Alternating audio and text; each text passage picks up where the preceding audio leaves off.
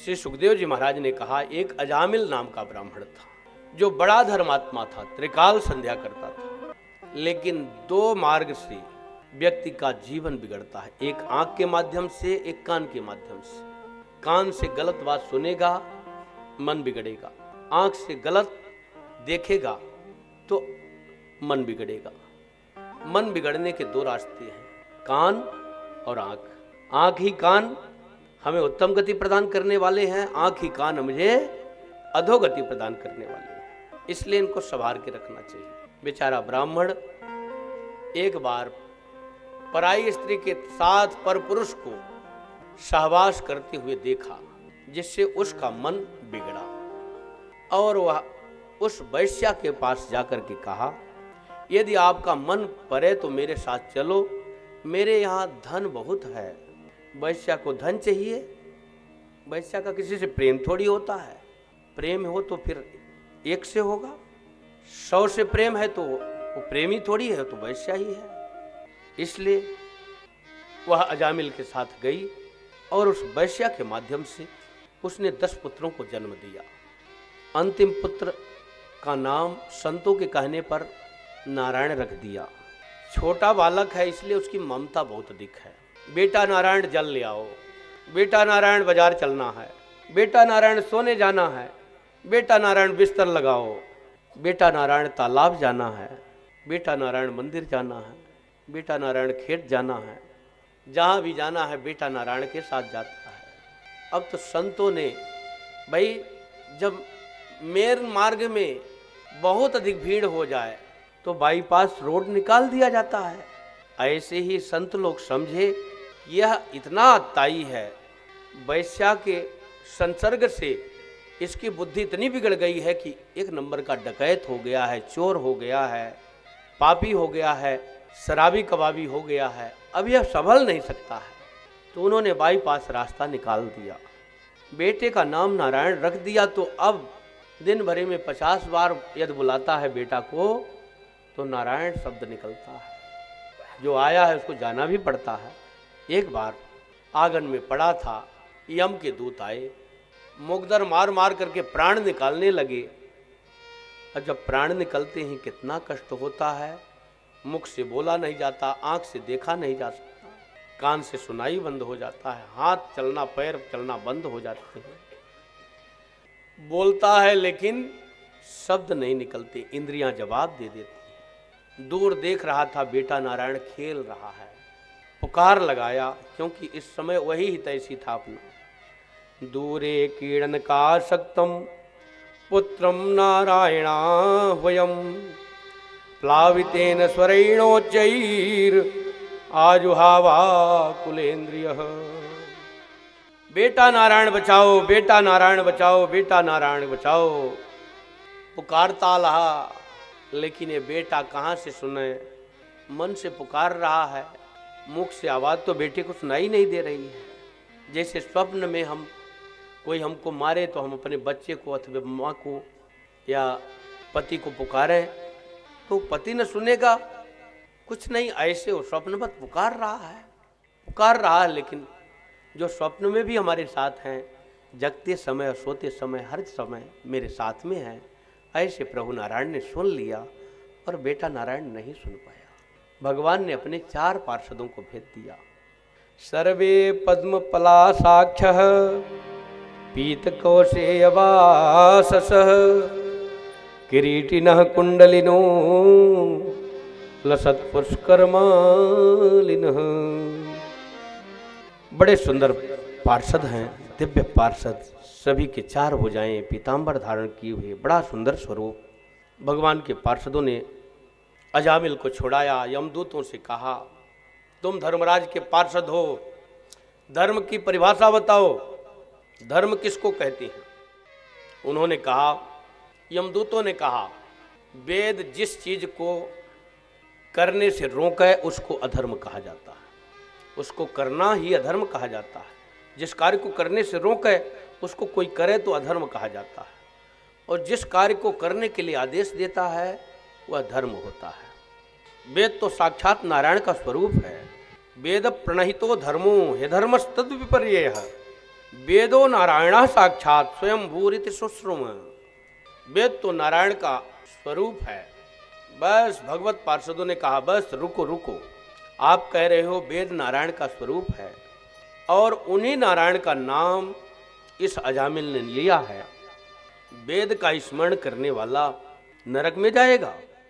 यमदूतों ने कहा ये भगवान नारायण को नहीं सुमिरा है, ये तो अपने बेटे नारायण को भजा है। भगवान के पार्षदों ने कहा सांकेत्यम पारिहास्यम वा स्तोभम हेलन मेव वा वैकुंठ नाम ग्रहणम अशेषाघहरम विदुः। कोई चाहे संकेत से, चाहे परिहास से, चाहे अवहेलना करते हुए, जबाई लेते हुए, किसी भी प्रकार से भगवान का नाम ले, उसके समस्त पाप नष्ट हो जाती है, पाप शेष नहीं रह जाती है। इसलिए यह अजामिल अब निष्पाप हो चुका है। किसी प्रकार से भगवान का नाम लिया जाए, पाप से जीव मुक्त हो जाता है। चाहे करंट को हम जान के पकड़े, चाहे बिना जाने प्राण ले लेगा। आग को जान के पकड़े, चाहे बिना जाने पकड़े हाथ जला देगी। सूर्य भगवान उगेंगे तो अंधेरा दूर होगा। ऐसे ही भगवान का नाम आएगा, पाप दूर होगा। पाप रूपी अंधेरा नहीं रह सकता है। इसलिए भाव कुभाव अनख आलस हूँ, भाव कुभाव अनख आलस हूँ। नाम जपत मंगल दिशि दस हूँ। नाम जपत मंगल दिशि दस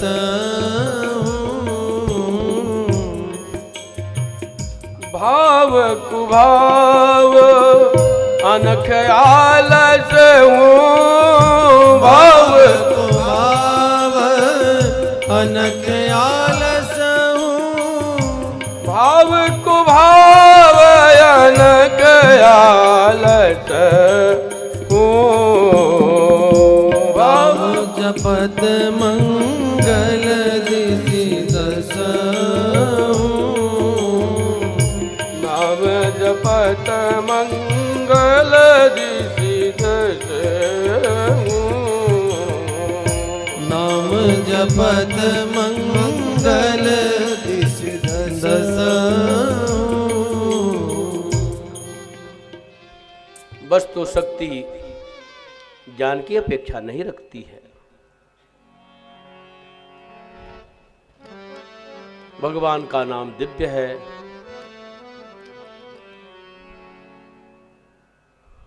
जहर जान के पियो चाहे बिना जाने, जहर तो अपना काम करेगा। अमृत जान के पियो चाहे बिना जाने, अमृत अपना काम करेगा। सुधा सराई अमरता गरल सुधाई मीच।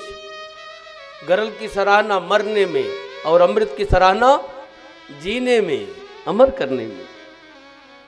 भगवान का नाम अमृत है, जो उसको पाएगा अमर हो जाएगा, भगवान के नाम का और धाम का अधिकारी हो जाएगा।